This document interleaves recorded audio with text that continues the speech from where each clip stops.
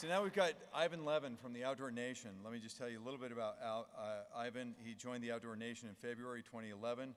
He's a senior director of programs for the Outdoor Nation. He oversees all foundation grant making, engagement, and activation programs and many strategic partnerships. With that, I want to welcome Ivan Levin. Thanks.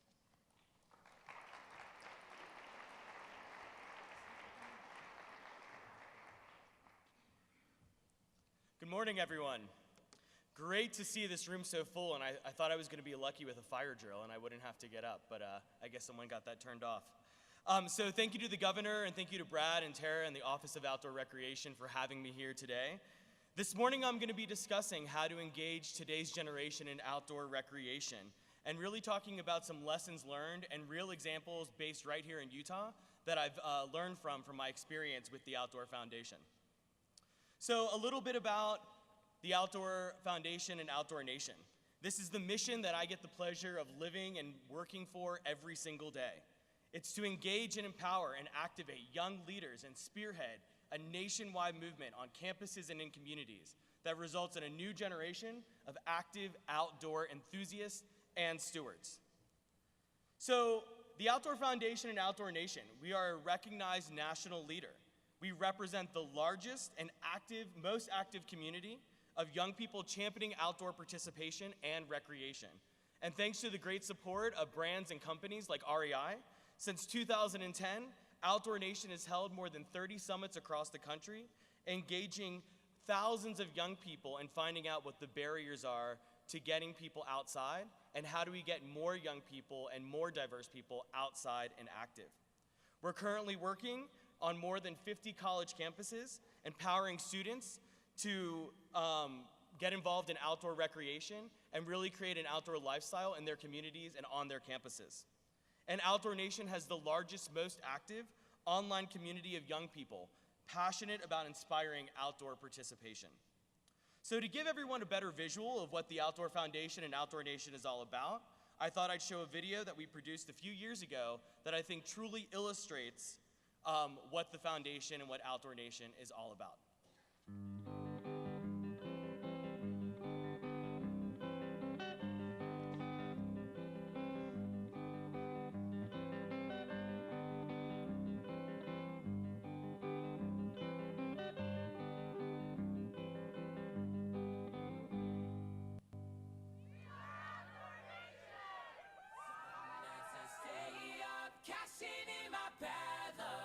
Some nights I call it a draw.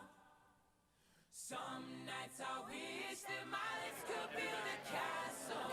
Some nights I wish they just fall off. But I still wake up, I still see your ghost. Oh Lord, I'm still not sure what I stand for. Oh, what do I stand for? What do I stand for? Most nights I don't know.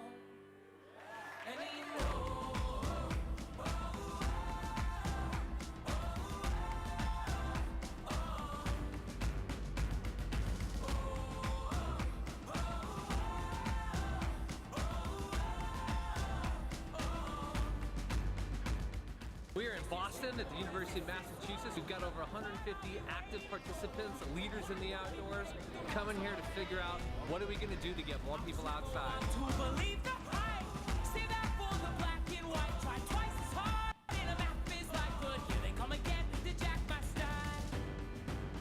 That's all. And for me, getting close to nature was a transformative experience. It's that there's a lot to give. There's a lot to take from the outdoors as well, but if we do nothing, there won't be anyone to protect it. I am Outdoor Nation, and I stand for the 4 S's.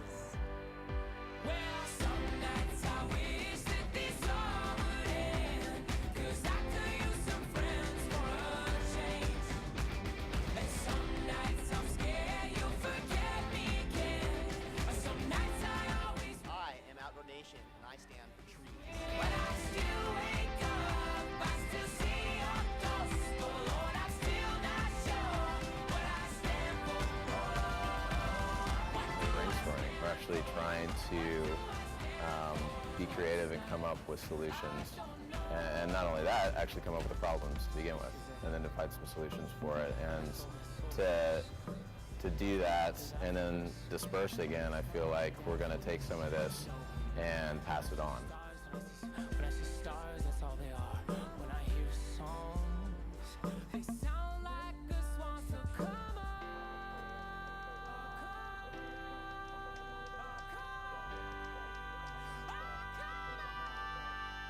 Well, don't see guys, daddy's on 5 minutes in and I'm bored again.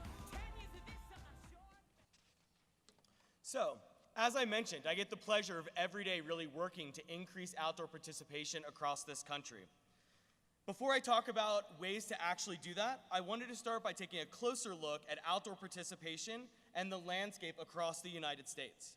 From the Outdoor Foundation's 2014 Outdoor Participation Report, nearly 143 million Americans, or 49.2% of the US population, participated in at least one outdoor activity over the past year. Participants went on a total of 12.1 billion outdoor outings just in the last year alone. So that's pretty incredible when we think about how many people are getting outside now and then how much work we actually have left to do. Now, it appears that I'm the third person to tell you the amazing economic impact of outdoor recreation in the state of Utah, so I won't spend too much time on this slide other than to just further reiterate the amazing impact that outdoor recreation has. 82% of Utah residents participate in outdoor recreation, and I think that's something to be proud of because that by far passes any other state in this nation. $12 billion generated in consumer spending, 122,000 jobs, $3.6 billion in wages and salaries, and $856 million in tax revenue. So again, I think since I'm the third person, we're not as surprised as we were an hour ago, but still some really amazing and impressive numbers, to say the least. Now, in taking a look again nationally at participation, looking at demographics, we can see that 32% of the 143 million Americans are under the age of 25 that are currently recreating outdoors. But here's the not so great news, and you can see this in the ethnicity column. 70% of people that are outdoors and recreating are Caucasian. So we have a long way to go to increase these numbers in the other ethnic categories. We have to change this statistic because, as I'm sure many of you have heard, by the year 2030, this country will be a minority-majority nation. And if we continue to just talk to the same people that are already outside and recreating, we as an industry will fail in the coming years. We do not need more people that look like us in this room outside recreating. We need everyone else that's not in this room to get outside and be stewards of the environment. So when looking at participation by age, I think the good visual here is that you can see that there's a clear decline over the lifespan of an outdoor participant. I like this graph because it shows where there's actually true potential. You know, I like to refer to outdoor recreation engagement happening in 3 different stages over a course of someone's life. I think we can all agree that when we're youth, there's a lot of great programs from Girl Scouts and Boy Scouts to Boys and Girls Clubs, Big Brothers, Big Sisters. There's a lot of amazing programs out there that are geared towards youth. But then what happens when we graduate from high school? For the first time, many of us are scheduling our own time. We have our parents' money to spend. We have a lot of free time, but also a lot of schedule time. But it's the first time that we're making decisions for ourselves as far as how we're spending our unscheduled leisure time. So you have youth, college age, and then we see another big jump in engagement when we have families, when we have responsibility of taking others that we care about outside and getting them into an active lifestyle. We need to do a better job as an industry at addressing the college-aged and the family-aged lifespans. So in looking at youth participation in sports and recreation among current outdoor enthusiasts, the impact of early exposure to outdoor activities and other recreation cannot be underestimated. Americans who were introduced to an active lifestyle as children and adolescents tended to choose this lifestyle as adults. 41% of participants enjoyed outdoor activities during childhood, while only 18% of non-participants were exposed to the outdoors as children. Outdoor recreation during adolescence has an even larger impact. So we know that being engaged as youth and young adults is more likely to create a lifetime activity and an outdoor lifestyle. Now, in looking at the motivations, why do young people get outside and active? The top two reasons are being with friends and family and exercise. So youth and young adult participants are motivated to recreate outdoors by being with loved ones and getting exercise and being active. As an individual ages or gets older, friends and family are less of a motivator, as health and exercise and well-being becoming more of a motivator, perfectly illustrating the need to showcase health and exercise as a benefit of playing outside. And I think for all of us that are educators, program planners, administrators, park managers, we have got to focus on the benefits that come out of these outdoor experiences if we're going to continue to engage new audiences. When looking at the barriers to getting outside, what are preventing young adults and young people from actually getting outside and active? The number one reason is lack of interest. And why American children and adolescents didn't participate, it's lack of interest, and then obviously not having enough time or the experience. The second most cited reason for not participating varied by age. While children thought outdoor activities were too expensive, adolescents and young adults said they didn't have enough time. So we understand that it's either interest or time always being a factor. We need to spark the interest. And one thing that you'll hear me say in another slide coming up is that we need to get them excited about play before we add on to that experience. You know, it really is about getting a young person, a young adult, an individual into a park, onto green space, and recreating. Just have fun and play. Once they're involved in play and recreation, and they've bought into the idea of the experience, they're more likely to add on layers to that experience like advocacy, stewardship, and education.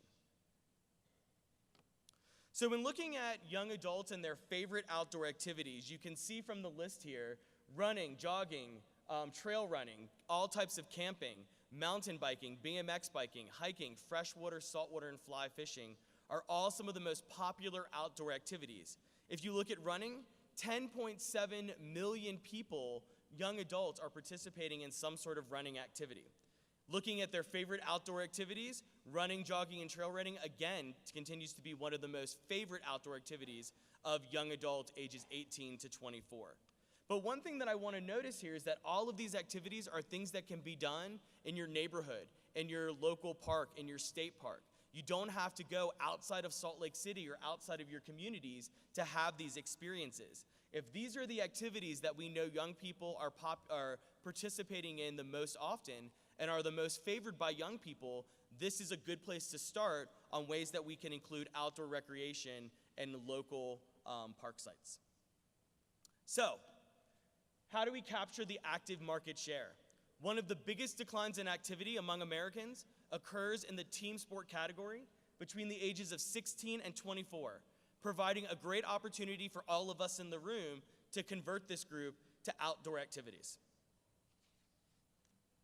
So, what keeps today's generation from going outside? So as I mentioned, through my work with the Outdoor Foundation, I've had the pleasure of literally traveling coast to coast, from Atlanta to New York to Seattle to LA and San Francisco and everywhere in between, asking young people, college students, young adults, why aren't you getting outside? What are the barriers that are preventing you from getting your friends and family and you living a more active outdoor lifestyle?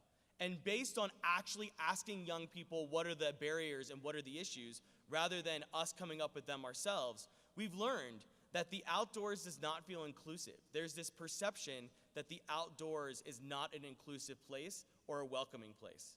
People are not aware of green spaces, and there's this perceived lack of outdoor education. So we all know and we live and breathe outdoor education and stewardship and access every day of our lives, but where is the disconnect? Why are young people also not experiencing what we feel like we're delivering on every day? So, what are some of the solutions that I've learned throughout my time?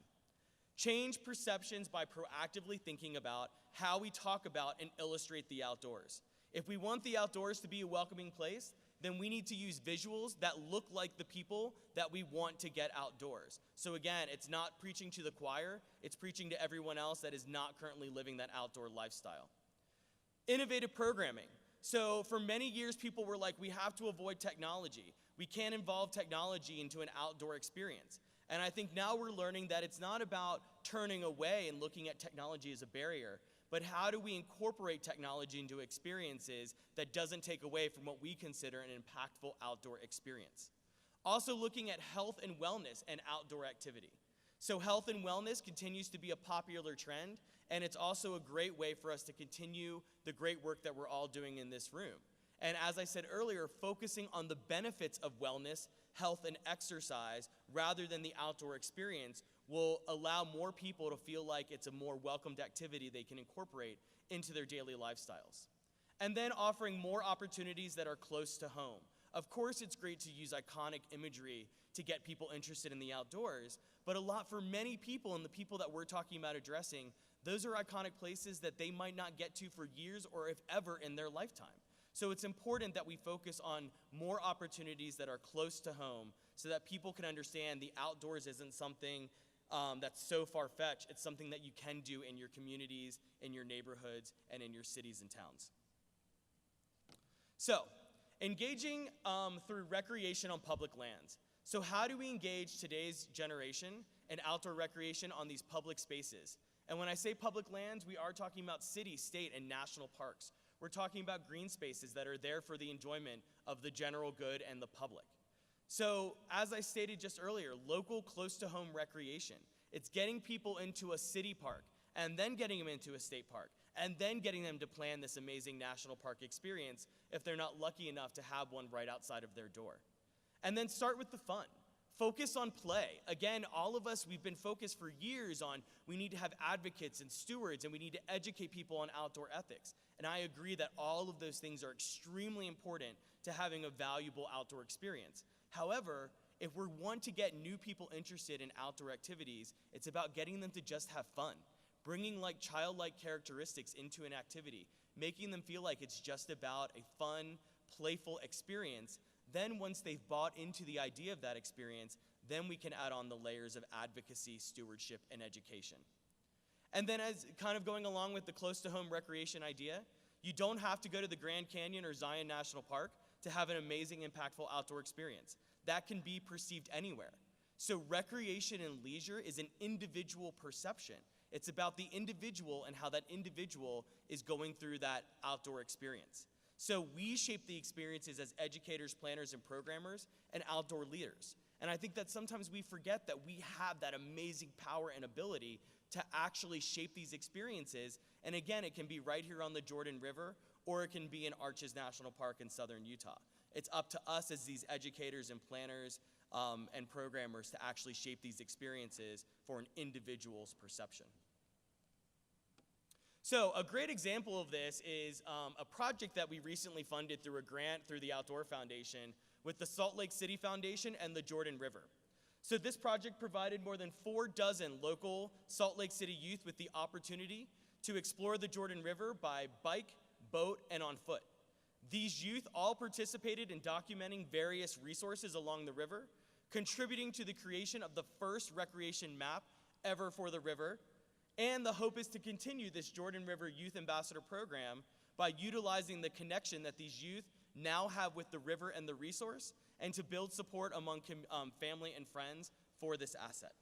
So I have a great video that was produced by the Salt Lake City Foundation that really focuses on what I was trying to talk about earlier. You know, getting people to experience, touch the river, recreate on the river, and then they're more willing to give back and contribute to that river and to that resource over the next couple of years and throughout their lifetime.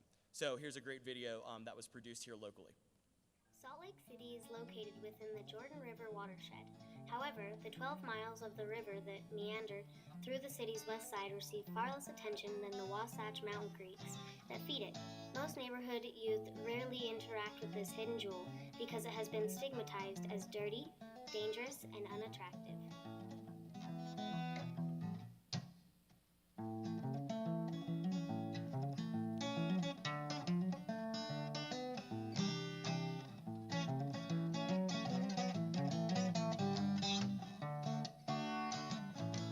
Through programs sponsored by the Salt Lake City Sorenson Unity Center, U City Heartland Community, Adopt a Trail, and the Jordan River Community Initiative. Dozens of local youth had the chance to explore the river with our partner, Explore. I had never been to the river. I didn't even know where it was. I thought it was dirty and dangerous, but it turned out to be really cool. I loved it. We also visited some cool historical sites, and we talked about some issues or problems that was around the river.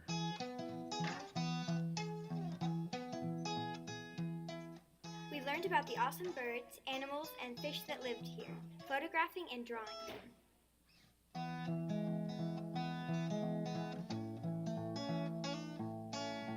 We did it on canoes. We did it on bikes.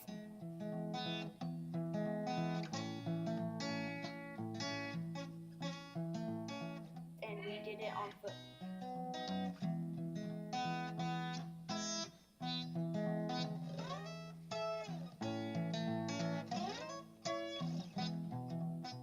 We learned about maps, legends, symbols, and how to find our way around.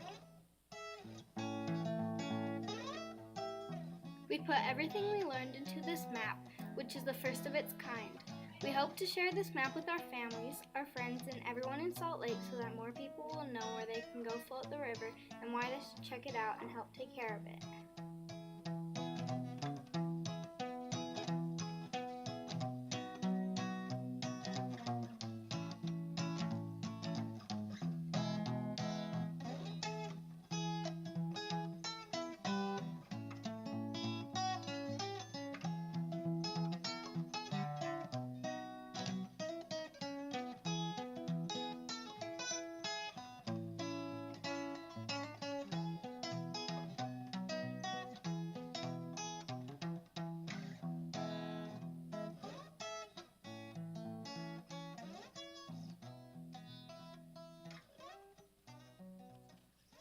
So again, I think a great example that shows something that's been done right here in Salt Lake City, taking kids to a great local resource, not taking them outside of the city to give them an awarding outdoor experience, allowing them to get their hands dirty and experience that resource, and then allowing them to give back by creating this first of its kind map of the Jordan River.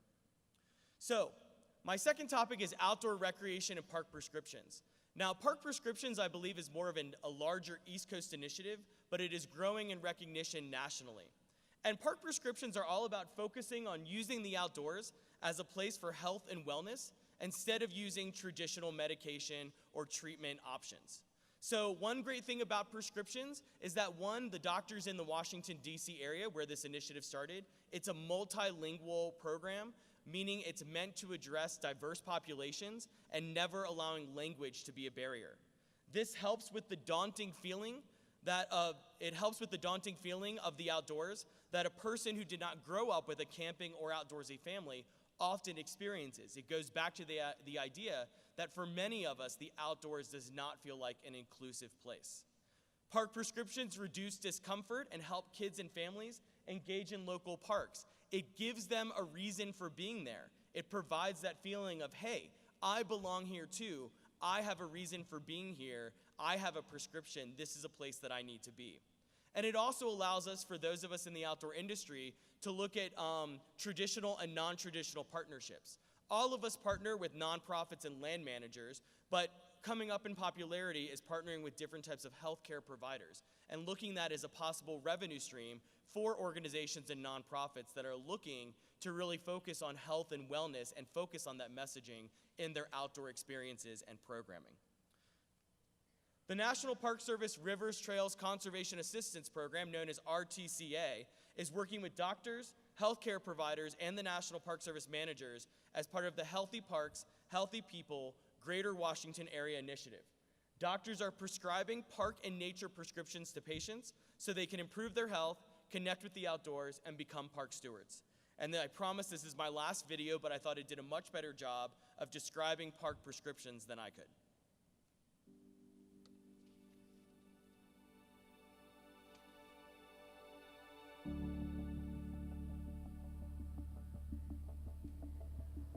We are now very much a sedentary culture. We have changed from an active culture of being outside, of playing outside, to now being inside. 49% of American adults do not engage in the Surgeon General's recommendations of 30 minutes of physical activity each day.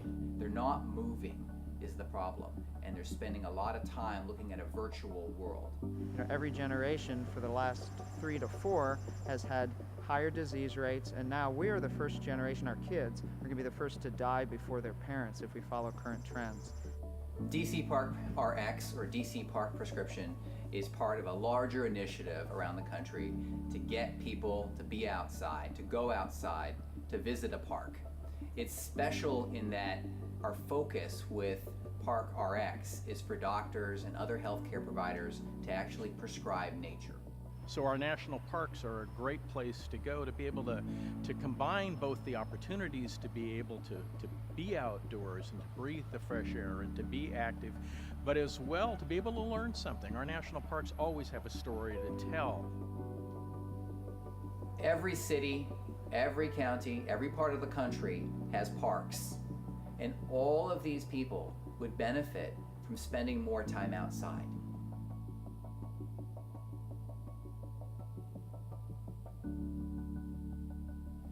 You know, in 20 years of medicine, I've come to this conclusion: medical offices are for medical things. You go there when you're sick, but health occurs in the medical home's backyard. That could be in your backyard, that could be a national park, but someplace that you're outside, moving and playing.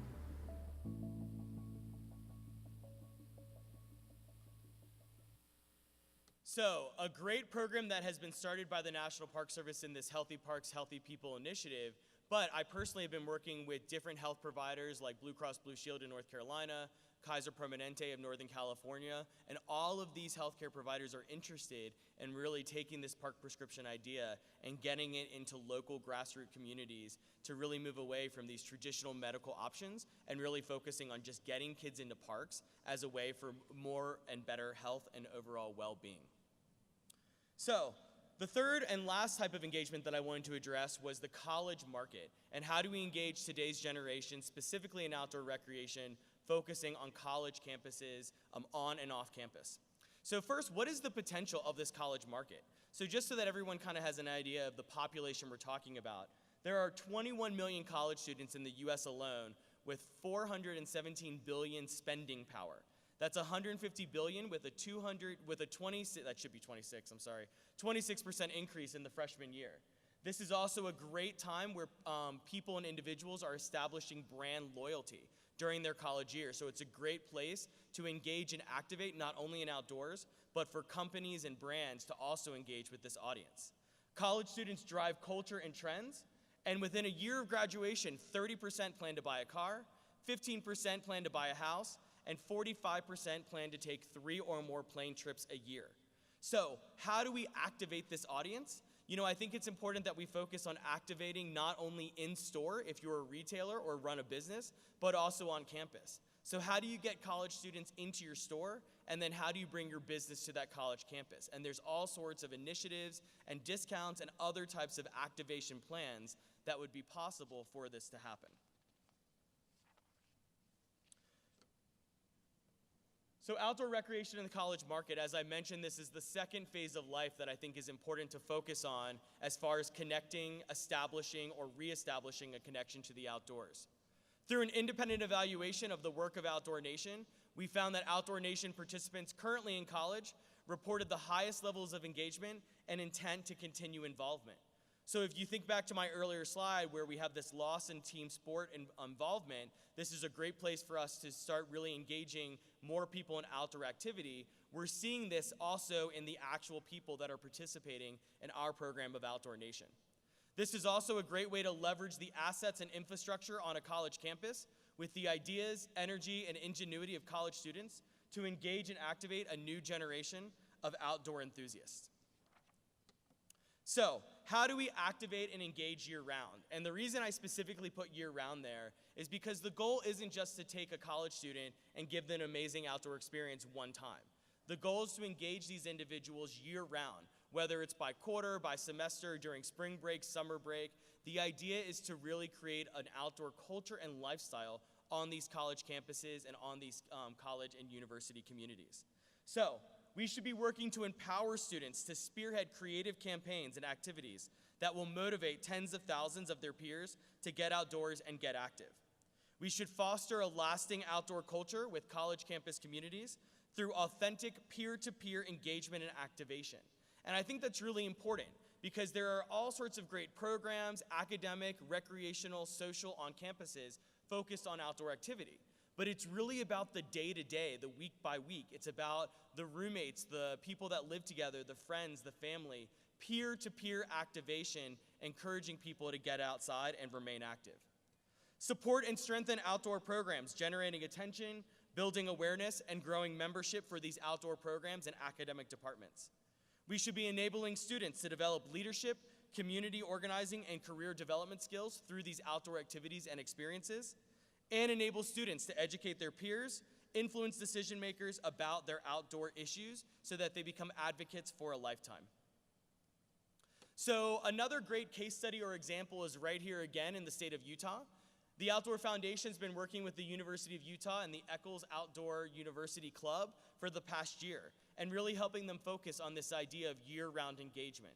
So just to fill you in specifically on what this Eccles Outdoor University Club is doing right here in Salt Lake, they're offering campus convenings. So their objective is to actually have at least one meeting convening each semester where they're taking basically a review of the landscape. What are people doing as far as outdoor activity? What are people not doing as far as outdoor activity? And why aren't they participating in all of these opportunities that are available to them on campus? Campus outreach. So not just focusing on the campus community itself, but doing a lot of outreach into the community to get more college students engaged in leadership skills around outdoor experiences. So partnering with Big Brothers Big Sisters, and specifically at the University of Utah, focusing on the community of international students that have come here for their studies. Campus activation, so working with the University of Utah's Campus Recreation Department, planning and organizing overnight camping trips to Utah national parks. So target out-of-state students, international students, and any current university student that's simply just willing to learn about the beauty found outdoors and in the great state of Utah. And planning all sorts of different types of activities, such as how to pack a backpacking ruck, basic survival skills, taking a hike, introductory rock climbing courses, simple nature walks focusing on plant life and geology, or even things like how to set up a campsite or live and breathe outdoor ethics.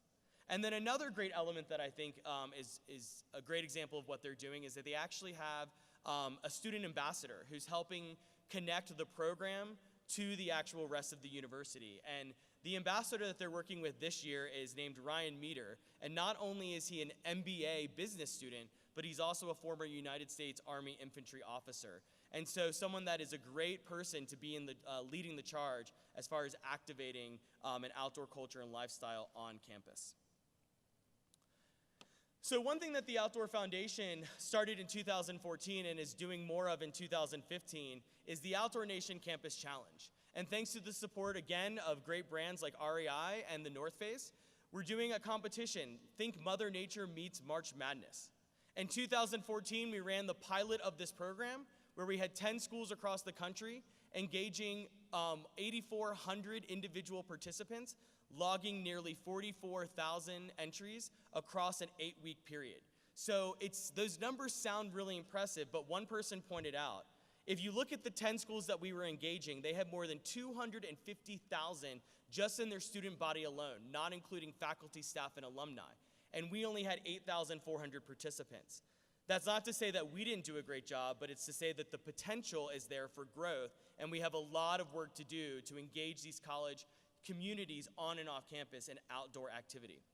In 2015, Outdoor Nation will launch the second year of the Campus Challenge, where we will be engaging up to 50 schools in a head-to-head competition during a 6-week competition to determine which school will get the most people outside and active. And the University of Utah will be one of those schools. And the idea behind this challenge, again, is for the challenge to be a spark leading into year-round activation and activity. So thank you. I hope you guys enjoy the rest of your day, and I'll be here. So if anyone has any questions, I'll be here throughout the afternoon. Thank you.